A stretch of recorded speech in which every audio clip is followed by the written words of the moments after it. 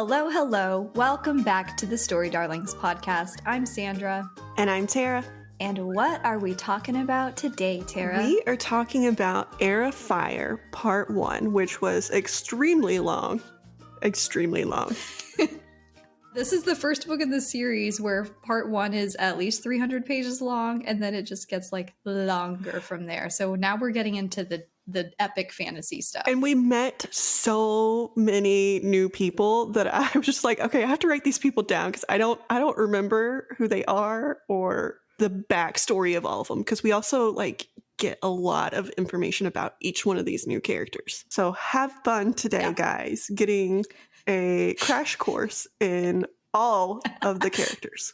Listeners out there, if we get something wrong, feel free to call us out in the comments, because that's always kosher and appreciated. As Tera mentioned, we're covering Part 1, which is called Heir of Ash. And this book kind of has a different tone from the previous two books. This is the first time it feels more epic scale. We're on a completely different continent now, completely different country of Wendlyn. And there's just a lot more political maneuverings. There's different factions and groups being introduced and all of these different little plot threads being sprinkled out. And this is also the first time that I feel we get the fantasy vibe of everything, which I know you get a little bit in the other two, but that could have been anywhere. This is the first time you get to see the creatures like the fae and the witches and all of these things that are like going to build this fantasy part to it. And you did get to see a little bit of them before, but now you're going to be engulfed in fantasy. As was teased in previous books, magic wasn't accessible in Otterlyn or over there, and now this new continent, it is accessible. So we're going to get the magic part of fantasy, and there's like skinwalkers and all these different monsters and stuff, which a little bit of like a horror aspect getting into it. So this book starts with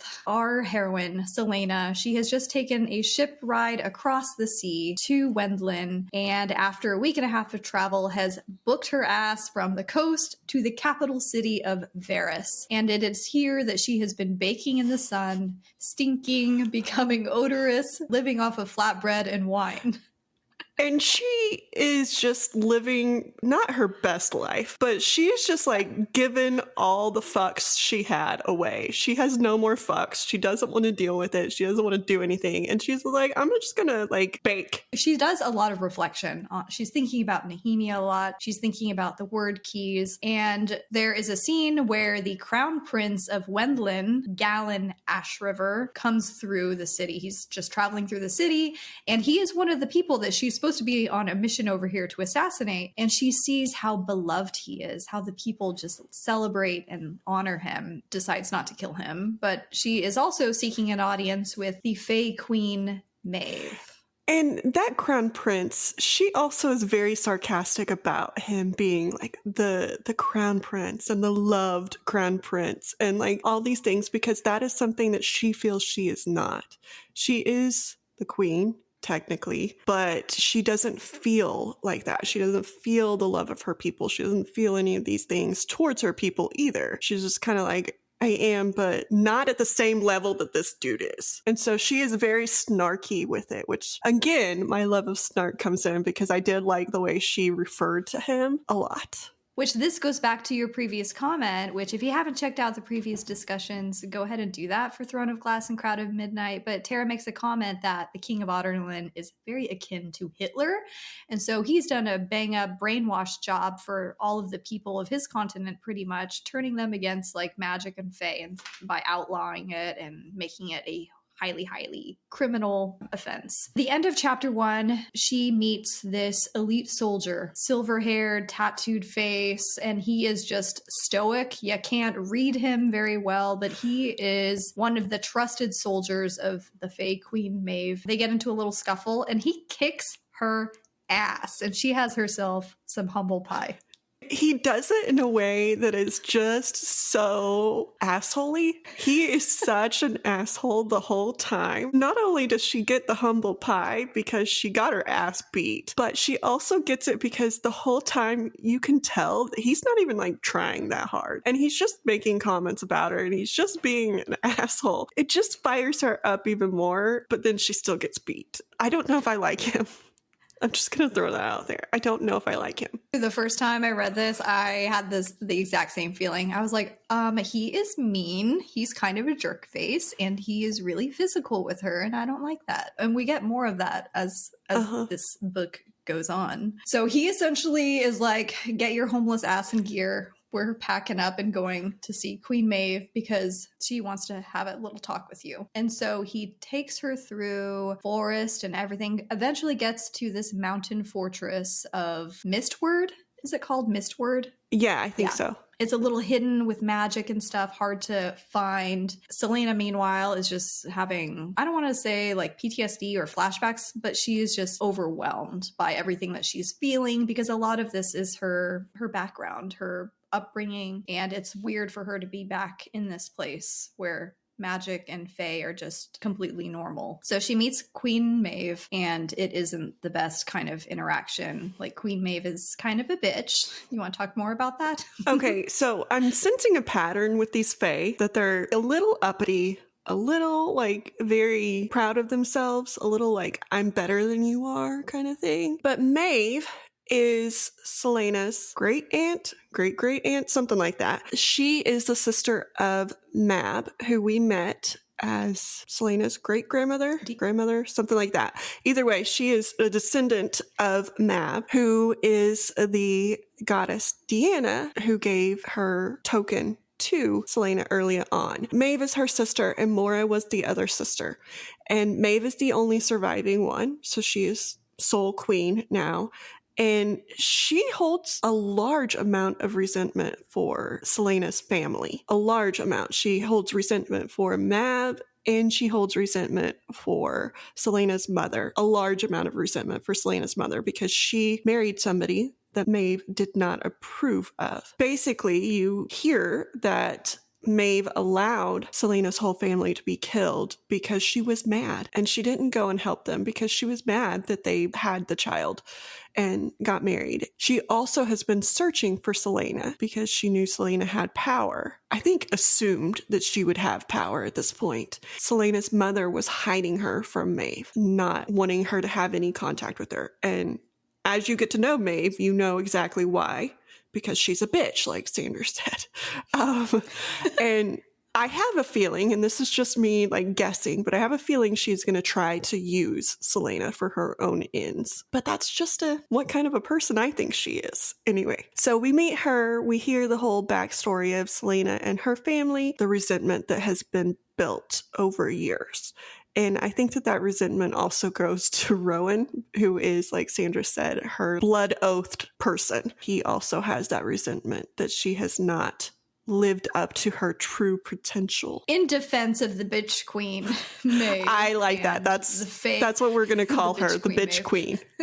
In the defense of the bitch queen, Maeve, she did have like a very considerable portion of her family murdered, like back in the day, like went through all of this loss with them. So, and she is a very ancient being. She has been around a long ass time. So maybe that has something to do with it too. But yes, she definitely has some plans that probably aren't kosher for Selena. And she does want her to assume her power as queen. We can take a hint from how she treats Rowan and has him, tied to her. She's probably thinking something similar. Yeah. For Selena, let's just face it. She likes people to be indebted and tied to her. So I'm going to backtrack us a little bit because before we meet Maeve in the book, we go back to Chaol and Dorian. And I'm just going to reiterate that Chaol is a fucking moron because he's still, even after all of this shit and sending her away and he's protecting her, he's still acting like she is the enemy. And like he has a dream where he sees Selena killing Dorian. Like he still views her, even subconsciously, as the enemy. And I'm like, dude, God, grow a brain. Dorian's her friend. She's not gonna kill him. Or at least I hope she doesn't in the book somewhere, because then I'll have to eat my words. But like at this point in time, she is not gonna kill him. And then we also meet another character, Aedion, and he is introduced as, I envisioned him as a pirate, like this swashbuckling, just like rogue. Fine Yes, pirate. yes. Yeah. With some, as Sandra said, BDE. He has some extreme BDE. He is part Fae, and we find out that he is Celaena's cousin. He has the same eyes. He has the Ash River. River eyes. Both Dorian and Kale hate his guts. Cannot stand him. Not one bit, right? And so he's going around and he's being himself and he's throwing these parties and all of this. And Kale is trying to like find a way to get him out of the palace and like ship him on his way. And so Kale starts going to these little parties and trying to catch him doing something or that he can use against him. He discovers some things, but that's later on in the book. But we do meet Aedion. Aedion is such a treat to read. So he has a couple nicknames. So he's the general of the King of Adarlan's army, and he is part of the elite. And he has been away just doing the king's bidding, taking over territories and all of that stuff. Aedion is also known as the Heir of Adarlan, which is because of this way that he carries himself. He's the only one that can get away with being kind of a smart ass to the king and just being very nonchalant in how he carries himself and not doing exactly as he's told. He finds like little ways of working around it to the king's eternal irritation. One of the reasons he can do that is because the king thinks he has him in his full control, because Aedion is wearing that black ring. Another reason Kale can't stand him, because now he knows, because of Celaena, that black ring means that you are in the control of the king. However he's magically controlling these people, he is controlling them. Kale instantly is like, oh, enemy. His spidey sense is going off completely about Aedion. It's fair. He's seen enough people wearing this black ring. I can't remember if the book goes into it, but how Aedion had the foresight to be like, I'm going to make a replica of this ring. He's very savvy. Yes, when Kale... can't trick him. When Kale finds him, finally, after all of these parties, Aedion's not attending these parties. He is throwing the parties and like making enough of an impression and then hightailing it out of there to go do something else on his own. And so he is using these parties as kind of like his beard for what he is truly doing. And everybody knows he was there. Everybody knows he was up in a room with this girl or whatever. But then when Kale tries to figure out, like, he goes to that girl and she's like, no, he left. And he's like, wait, but then where the hell is he? And so he does this a couple of times and he figures out that this is a pattern, that Aedion's throwing these parties and then he's leaving. You see that there's still some like suspicion and he's trying to figure out what he's doing. And when he finally catches him, he makes a comment about the ring. Aedion's like, oh, you mean this one? I got a bad sense off of it when the king gave it to me, so I threw it away. It's now in the ocean somewhere. And I made a replica to where he thinks that I'm wearing it, but I'm not. Aedion has this like, oh yeah, that was a pretty good thing, after Kale tells him what the ring does. He's like, well, I'm really glad my face senses kicked in there and told me, don't do it. It makes me wonder if because the power isn't as diluted in their bloodline, and we've already been told that if they get near this stuff, they feel sick, they get headaches and stuff like that. So if he like sensed it much more powerfully than, say, Roland or Kaltain. Yeah. Well, and we didn't hear anywhere, like we know Roland and Kaltain had magic, but we don't know that they had Fae in them. So maybe it's a Fae kind of thing. Because Celaena does. She felt it. Mm-hmm. And she knew it was a bad thing from the beginning. But I wonder if it's like kind of a Fae sense of this is That's bad magic, point. Not just a magic. On the topic of the Fae, another nickname for Aedion, the Heir of Adarlan, is the Wolf. He's called the Wolf. He wears a wolf pelt, like a white wolf pelt around his shoulders. And we are told early on in the series that Fae can have a second form, which is an animal, which we already learned that from Rowan. There was like a hawk that was just hanging out, keeping an eye on Celaena while she's just baking on this rooftop and just having wine and being miserable about her life. And so Rowan has this form as a hawk.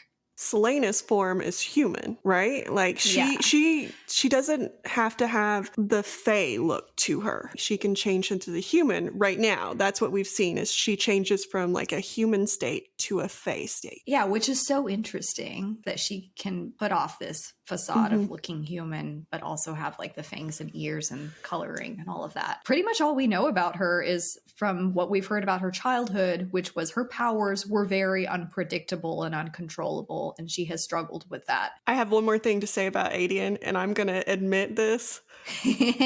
Because before we found out that he was Celaena's cousin, I totally would have had him with her. Can you imagine them together as a couple? Tara already shipped that. And then I was like, oh, dang it, they're cousins. They can't be. That'd be weird. Kale was even like Dorian and Kale were both thrown off because they're like talking to Aedion face to face and they're like, holy shit, it's like looking at the male version of Celaena. Yes. But he is just that character that I'm like, I understand you've probably done some bad things in your life. Like, he's the morally gray person but I'd still probably, be down. Everyone take note. Tara is down with a morally gray person here in this instance. The whore of Otterlyn. Yes. I mean, he's probably got some talent. He's not a whore. I mean, if he has the name Whore of Otterlyn, he's probably...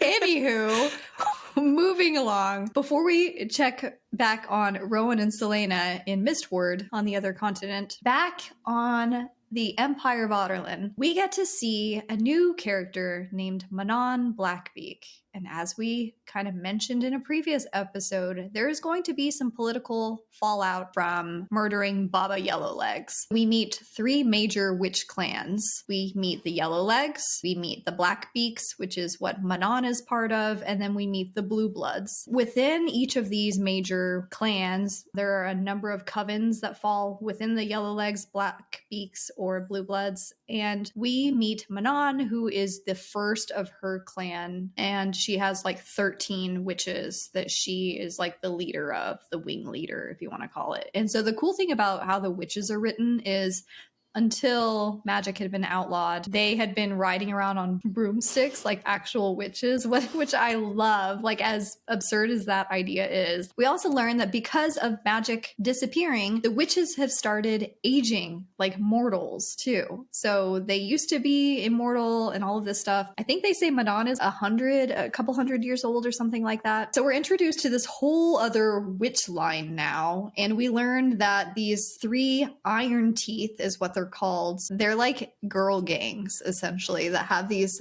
iron grills that come down, like retract from their and cover their teeth. And they have these like killer just iron claws that they can just slash people to death with. And so we meet Manon. She's like hiding out in this cottage posing as a Croken witch, which are like the kinder healers and stuff is what they come to, but they're pretty much going extinct. And even the Iron Teeth witches, there were like 20,000 of them before magic was outlawed, and now they're down to like 3,000. Manon is kind of a bitch. She's one of the funnest POVs to read because she is razor sharp. She doesn't care who she kills. She thinks about violence all the time. The witches, how they interact, it's like I said, it is like a girl gang. They're just very rough with each other. They're always brawling. They're always getting into it. They're in a contest right now to find out who is going to be the leader of Otterlyn's wyvern army in his plans to further take over everything. And by kind of, Sandra means full out, knows she's a bitch, and is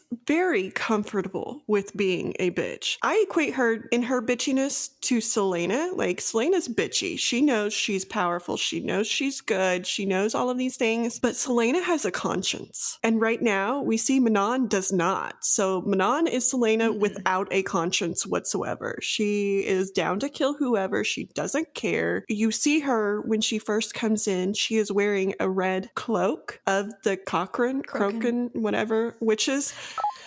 Wonder what's on Tara's mind. Yes. I'm just kidding. Croken witches.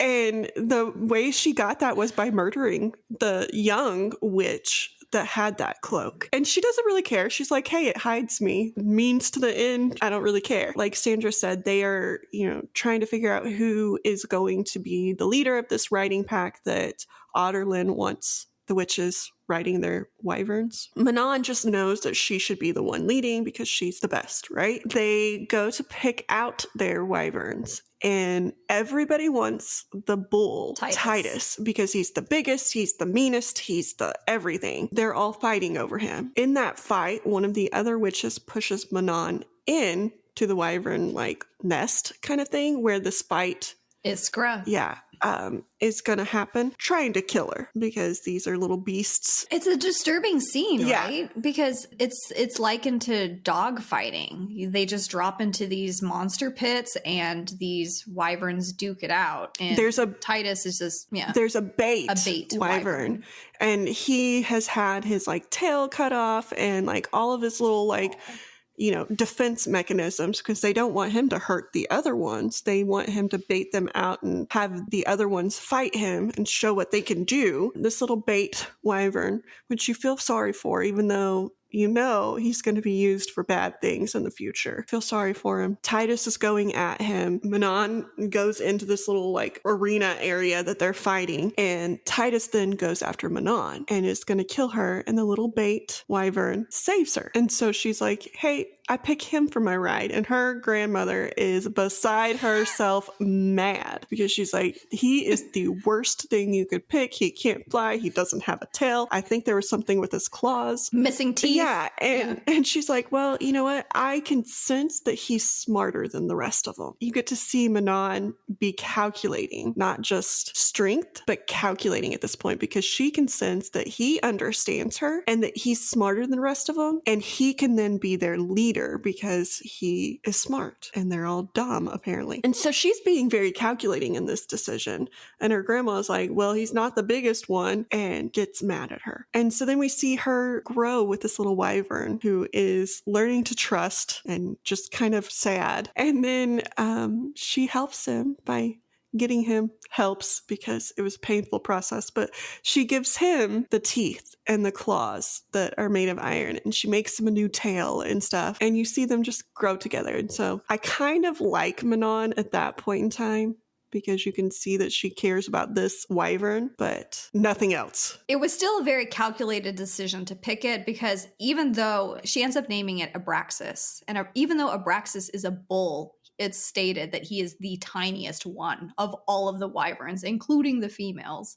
And this was the hardest scene probably in this part of the book for me to read because if it involves torturing or hurting an animal of any kind, whether it's a horse or a dog or these dragon-like creatures, the wyverns, I'm like so soul crushed. Even in that fight with Titus did not walk away from that fight. He ripped out Titus's throat, and that bloodbath violence spoke to Manon. I just think the thread line with the wyverns it ends up being one of my favorite as the series goes on. We do meet another character before we go back to Selena and that continent. We meet another character at Otterlyn, and it is a healer, the healer that has been helping our gang of misfits this whole time, named Sorsha. And Sorsha has lost her entire family to the King of Otterlyn. So she has been helping, and she has been keeping a secret because she figured out what has been going on. And she has been keeping it a secret because she is a lovesick little girl who is in love with Dorian. And she is keeping his secret about having magic. She is keeping Selena's secret about the wyrdmarks and all of that stuff. And she is helping them by healing them every time they need it. And Dorian goes down because he is trying to figure out his magic and he's trying to whatever, and he keeps getting hurt. And so he keeps going to her, and she finally lets the cat out of the bag that she knows what's going on and that she is willing to help him. She tells him the story of losing everybody, and he's like, well, then why are you helping me?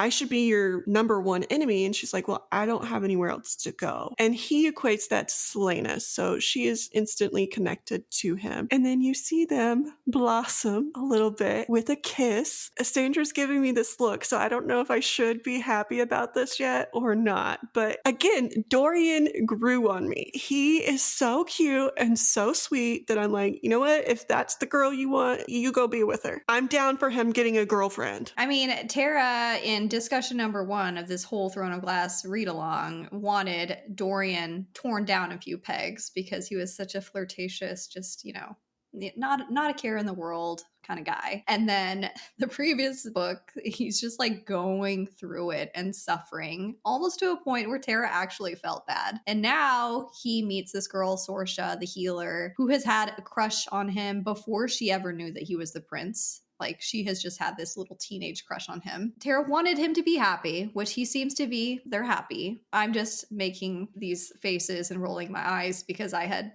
shipped Dorian and Celaena so hard, like when I first read this, because I love Dorian so much. But yes, as long as he's happy, that's all that matters. Sandra really means that. Like, you can hear it in her voice. I can hold a grudge like no other. Yes, I hold grudges forever. But it is do not forget. It is a really good, I feel like it's a really good relationship for him, and I feel like he's probably going to screw it up in some way, just throwing that out there. But I feel like it's a really good relationship for him. Because she's willing to help him learn his magic, and she's willing to make potions to help him like keep it under wraps to where he doesn't like give it away. And she's super smart and she loves him. And like Sandra said, she liked him before she knew who he was. So, she likes him for him. She sees through that playful, flirtatious prince mask that he wears. I think when I first read about Dorian, I was holding his dad against him. And I'm like, oh, you're going to be just like your fucking dad and you just don't care and you blah, blah, blah. But he proved me wrong. So I am willing to admit that he might be a good guy. And I say might because there are 5 other books that I've got to read. So he might not be a good guy. So I'm not. But anyway, I'm willing to say it's okay if he has a happy moment now. I'm okay with that. Dorian deserves to be happy. Yes, I agree with that. And Sorsha, she's not just a pretty face. She is, like Tera said, she's smart. One of the things that I really like about her is she is resourceful. So when Dorian is like telling her how worried he is about people finding out about his magic and what his father would do to him and just what would happen to him, she's like, okay, I'll get you on this high iron diet to suppress the power. Why didn't anyone else think of that? And it helps a little. Yeah. And she also, he lost control of his power in her, healing room, doctor's office kind of thing. She took the blame for that. And she was like, okay, we're going to just knock over these other things. I'm going to say I slipped and I broke everything in this room. It was all me. And so she's Tera. She's clumsy, a klutz. Yeah. And so she took all of the blame, and the leader of the healers is like, you know what, you did that to Prince Dorian, and going off on her about the fact that he's the crown prince and you cannot be messing up. And she just took it for him. And she's like, I'll face my punishment. I'll get kicked off whatever thing that I need to make sure that you don't get found out. Sorsha is a good egg. We all want Dorian to be happy, and Sorsha is a good egg, but just by position, this cannot end well. She is the healer, and he is the crown prince. I mean, he can be happy as long as he wants, but at the end of the day, they are two very different people, so it cannot end well. And that's what I'll say to shit on your parade. Well, anyway, okay, so let's leave Dorian. Let's go back to the other continent, and let's go back to Celaena because, well, what are you going to shit on? You like Celaena. In meeting Maeve and finding out about her family, there was a little thing that was dropped in there that I caught on to that I'm like, oh, it makes so much sense. I called it. But there was a little line that said that the rulers of Terrasan were put in the stars when they died. It makes so much sense why the stars were looking at Celaena and why the stars are so important to her and to Elena. Their sarcophagi are in the stars, the floor is painted like stars. It's because Elena went to the stars when she died. I love that kind of imagery and that kind of building it into a myth and building into story that could be told. That line stood out to me. I like how the story is very ancestral focused. It plays a huge part in the events that go on. The past actually matters, And then we meet 2 more characters. Well, we meet a lot of other characters, but I'm going to point out we meet a lot of characters. We meet Luca and Imrys, and these 2 are kitchen staff where Celaena is now living as she's Demi-Fae. As she's going through this training with Rowan, right? Trying to earn her spot and convince Maeve to give her answers to her questions about her family and how to beat the king. And so she's having to go through this training with Rowan, and he orders her to be on cook duty in the kitchen and just do whatever the fuck they tell her to do, like a little wench. cut onions. Yes. Like peel potatoes.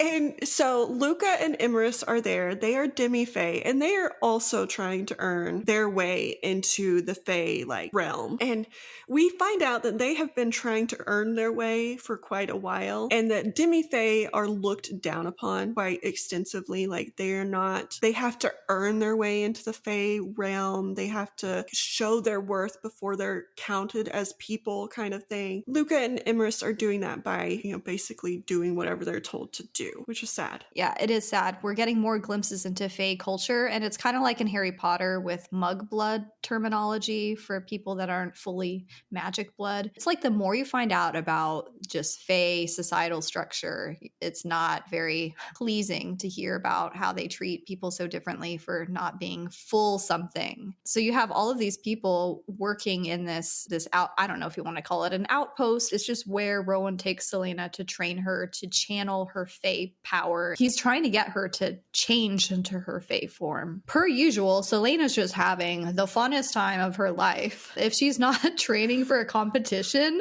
she is just getting the crap beat out of her and trying to like condition her body into manifesting her powers. So she's just having a good time with Mr. Teacher Rowan. If she ever becomes queen, she's going to be the badass of the badass queens, because she's going to have lived through it to make it there. I think it was funny. She made the comment that she had like never done any kind of like cooking or kitchen staff work. And so she's just like chopping onions and peeling potatoes and doing all this shit. And, anytime Rowan punishes her, he makes a comment in the book, like he's referred to as a sadist. And it's like, that is very apparent with how he treats her, because maybe this is why I didn't like him when I first met him and I had a hard time warming up to him. But he punches her in the face at one point. Like he just punches her in the face. He does all this stuff to her. He bites her like right here, like goes full vampire, just like bites her. I mean, he's just manhandling her. Well, to his defense, and usually it's Sandra playing devil's advocate here, but I'm going to play devil's advocate for Rowan. To his defense, Rowan's kind of smart, and he figured out early on that the way to make Celaena do something is to piss her off. And so he figured out that the way she changes and takes over her fae powers is when she's pissed off or when she is fighting. And so he learned early on that that is the way to get her to do that. And so he's using that to the best of his ability. So when he does bite her, it is for the sole purpose of pissing her off to the point that she changes fae. Tera has a fair point. That is a fair point. I'm also going to point out that my one sole comment on Rowan is an ass.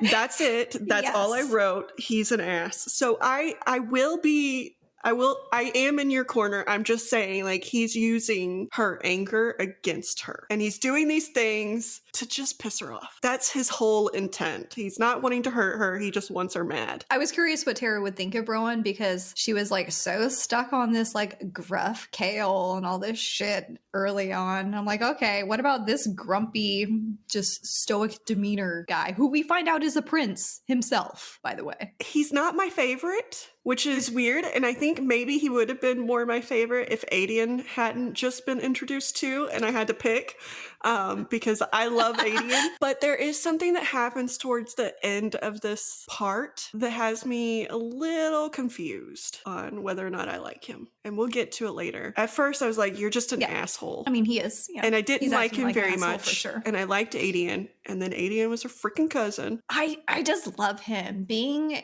in his perspective and him just how he thinks about Celaena and their childhood. Like, he has such like warm memories of the two of them. I feel so sorry for him because he blames himself for it too. Like for for not being there for her.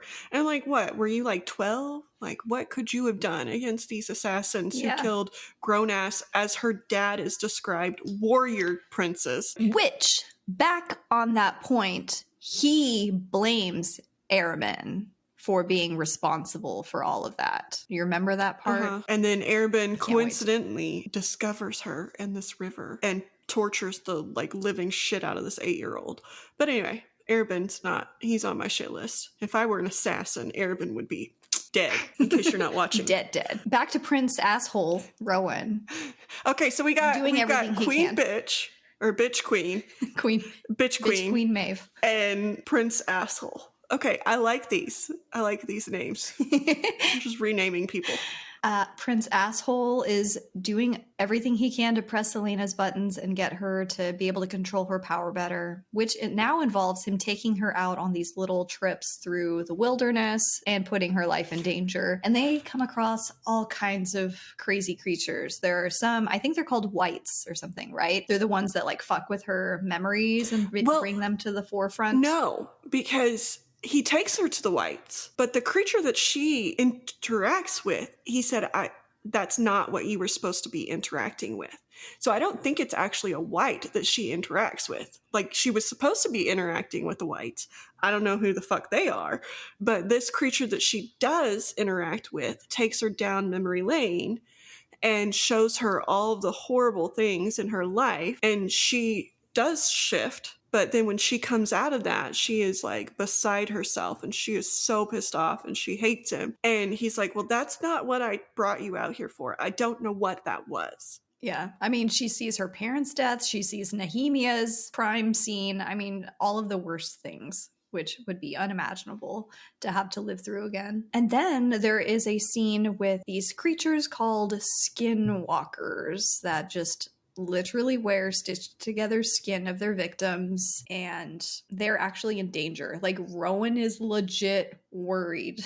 And like, if you don't shift, we're dying because I'm not leaving you. At least he didn't leave her. Like, there's like 1 point out of the like 100 against him, 1 point for Rowan. He didn't leave her. Yeah, so Prince Asshole is a little less asshole. Kind of. So, but they also start discovering things. Like, we hear that there are corpses being discovered, like bodies dumped off, you know, and they're kind of, I don't know if they're described as like husks of people, but like bodies have been turning up and like weird stuff is going on. At first, I get the sense that they were like human or something. And then the last body that they discovered was Demi-Fae. And so then they get a little bit more concerned because if they're able to do this to Demi-Fae, like, are we progressing? What's going on? Yeah, it's all tied into these things that are going on back in the Empire of Adarlan, which is when Manon and all of the witch clans come to the Farian Gap for wyvern training and all this. All of the men that work in this place have a taint to them, a very sick taint that Manon can sense. She describes them as they're rotting from the inside because these Iron Teeth witches, it is common for them to like drink blood, consume blood and lick blood and all of this stuff. And it's just disgustingly rotten is how she describes these men that have been working in this area. And since we're back on Adarlan, I have a couple more points about Aedion that we discover. Back to Aedion. Back on a positive note, away from Prince Asshole. Aedion's over here being Aedion and making everybody fall in love with him, including Kale, to a point, like not in love. Kale's like, oh, okay, you're probably not as bad of a guy as I thought you were. So he tracks him down after these parties, and he figures out that Aedion is a part of the rebellion.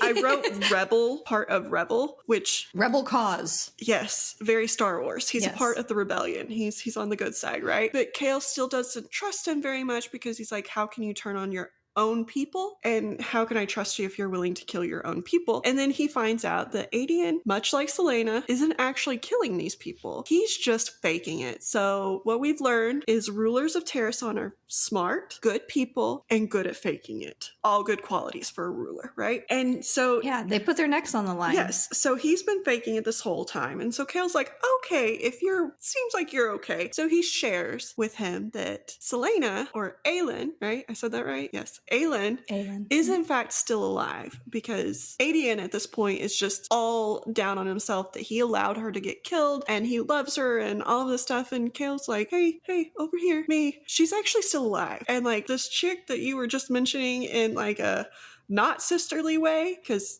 Aedion had mentioned he'd like to meet Selena in a very roguish way, is in fact her. And I just sent her off to this other continent.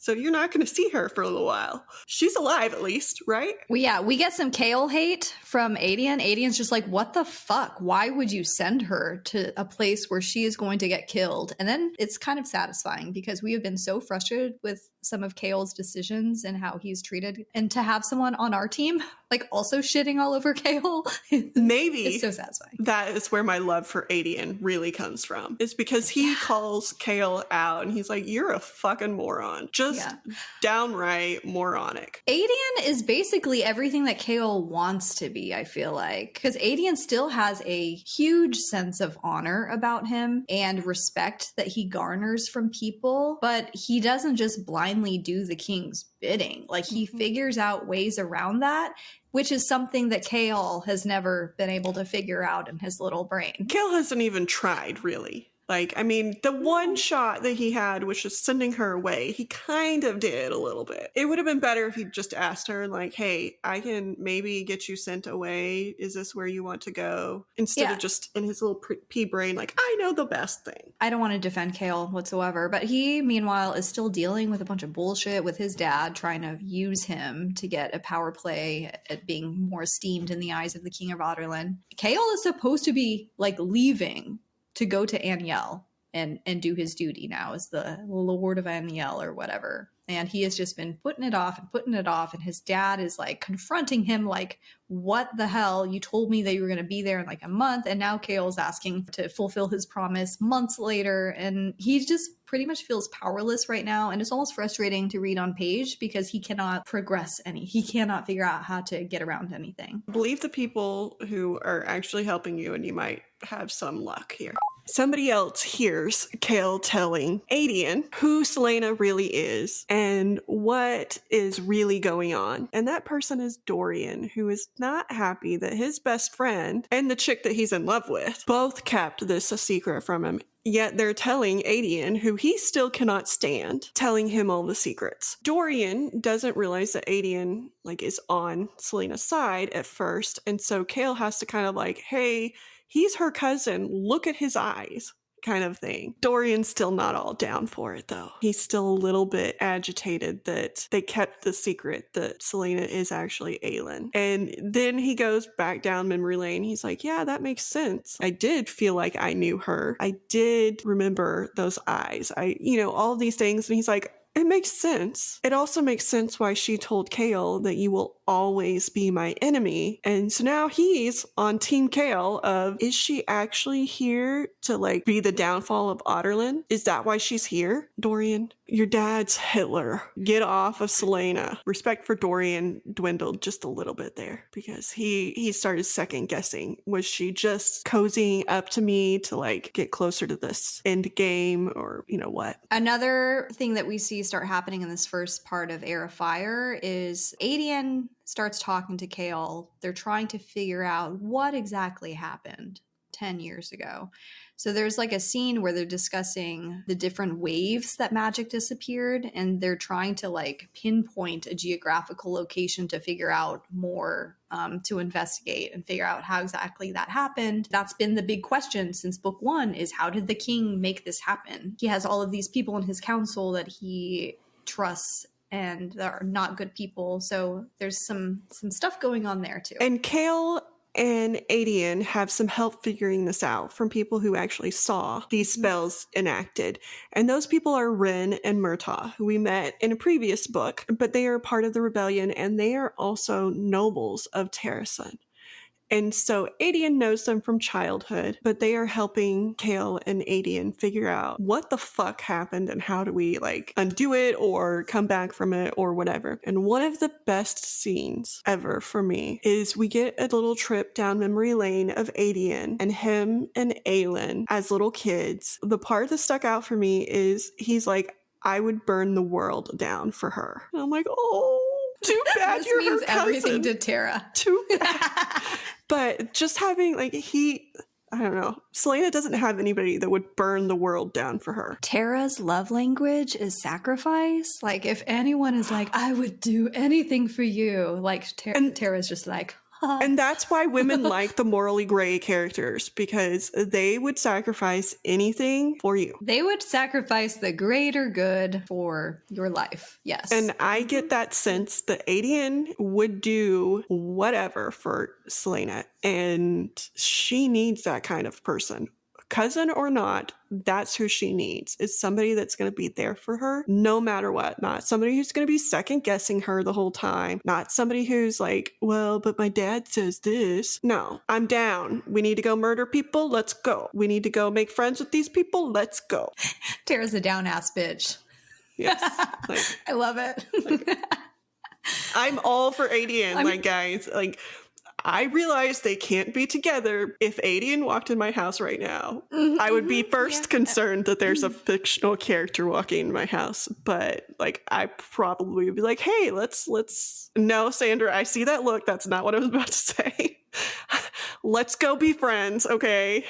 I'm not even saying anything because I would do the exact same thing. So I have no room to speak right now. But anywho, let's get off the Aedion horse here. No, I like that this book was all about Aedion. Like, nobody else was introduced, nothing else. It's the Aedion story. I wanted to return back to Wendlyn. I know, laugh at me. I wanted to return back to Wendlyn because on the topic of these bodies that are getting discovered, we're finding out that the life force, or they have been drained for whatever reason. There's like a scene with a serpent in a cave. I'm going to go out on a limb and say that whatever reason is not a good reason. Like, it's not a happy, pleasant thing coming. It's like a bad thing. Yeah, but it's like, okay, if the king of Otterlyn, is on his own continent, why is all this shit happening over here? Like, what is going on? How does this tie into this? We hear about these creatures called the Valg, which were, I think they're described as these monsters or something that have to do they're with the word demons. keys. Yes, they're like the other people, the other realm, whatever, which the serpent that Selena and Rowan come upon in the cave where she gets the sword. I'm sorry, I have to say, by come upon, Sandra means that Rowan kidnapped Luca and chained him in this fucking cave so that he could get Selena to come out here to save Luca. And Prince Asshole. And, to do that, she had to turn Fae. And dumbass is like, oh, I didn't realize there was anything else in this cave. Well, no shit, Sherlock, but you still screwed up. Like, stop it. Okay. Soapbox over. Like, Sandra I had to point out by come upon. That's what Sandra meant. Come upon a cave. It's just more of Prince Asshole's training. No, we find out that the serpent is quite possibly from a different world. Like, somehow got over here. So, I mean, it's just proof that all of this shit with the word keys and the word gates have been probably going on for centuries, if not millennia. And the only creature that we know of right now that is super, super old is Bitch Queen. Just saying. And we do know from previous books that this battle that happened over these word keys happened between the Valg and the Fae. And that's how these keys came to be, from a portal that was able to let these stupid things in. Not to shit on, Prince Asshole more, like to give him some redeeming stuff. We do get some backstory to him. Like, there's more to him than meets the eye. He has gone through some tragedy himself. We learn in Fae culture that there is this thing called mates. They can be mated to someone. And when you are mated to someone, it's akin to having like a soulmate. Like, you are tied to them through, like, even in death. And we learn that his mate died very tragically when she was pregnant. So he, in a sense, reminds me of Kale in this, because he left his mate to go fight and get honor and serve his queen and all of this stuff, and finds out that somebody got in, and that's who killed his mate. And he finds out that she was pregnant after the fact, but he left her when she was pregnant. So I get that it sucks, but he was making choices just like Kale was that weren't the right choices. Like, if you love your mate so damn much, then why is it so important for you to be fighting over here for the honor of your queen? Like, did she force you? No, probably not, because that's not said in the book. So you made this choice of your own free will to keep leaving your mate. when you know if you're fighting somebody and there's a war and there's whatever, that there's a chance that she's going to be harmed in some way. So I do feel bad for him. I do get a deeper sense of why he is the way he is. But I also think, you know what? You made choices that led to this. Not very good choices that led to this. You could have been home with your mate and there to save her, except for you chose, just like Chaol did, the queen over her, or in Chaol's situation, the king over her. So how much did you really care if you're willing to choose somebody else over your mate? I don't have a lot of patience for that. No, she doesn't. And she will let you know. No. This is like the opposite from what we see in Otterlyn with Chaol. It's almost like this militant brainwashing, right? Oh, no. You need to fight for your country to defend your home. Like if you care about your family and your friends, you'll go fight this war. And there are people on both sides, Chaol and Rowan, who believe this because it's indoctrinated into them somehow. But it's part of the problem. It's almost like the book is a commentary on that too, because it never leads to good things. All of these battles, why? It's always for the sake of becoming an empire. Well, and I mean, I'm not on Chaol's side at all, but at least with Chaol, it is more a choice because he has been indoctrinated. That is not the sense that I got for Rowan. I got that he was more like, I wanted to make a name for myself. I wanted to be the badass. And so I wanted to go and do all of this. Like, it was more a choice in his part. Fair, because he is part of the royalty. He's a prince, so he's in on those meetings about... Like, he could have made a different choice to stay with his mate. And he didn't. He chose to leave her alone. He could have made a choice. He had the money. He had all this stuff. He could have made the choice to, like, have her protected in some way. And he didn't. And so I have very little sympathy. Like, I have a little because it sucks. And it does seem like he is sad. And it does seem like it affected him. But that's after the fact. Like, it didn't seem like he cared too much before. I'm down on Rowan. Even though these people obviously beat themselves up after their decision has been made, Tera has zero sympathy for them. You deserve to beat yourself up. You made a dick move, and you deserve your consequences. And now we need a more positive vibe to end on, so let's talk about Aedion.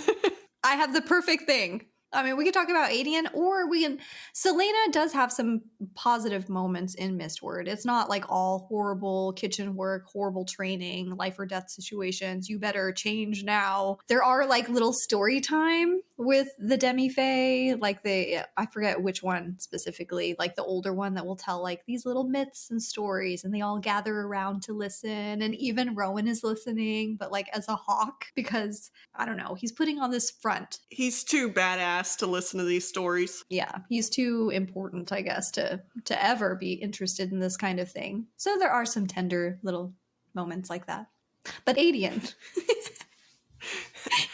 I just can't wait for Aedion and Celaena or Aelin to meet again. I have a feeling that's going to be the best scene. I am down for the reunion of them. I want to see this happen so badly. Mm-hmm. And also, it mentions Aedion's own his homies, basically, his boys, which are not with him yet. So if someone is good friends with Aedion, I'm gonna like this crew. Okay, I'm just saying that. If we could just write a whole book from Aedion's perspective, Sarah J Maas. Here we go. Here's another Assassin's Blade kind of a book. You can just write a book, short stories, whatever, from Aedion's perspective, his life as the whore of Otterlyn. I said that wrong.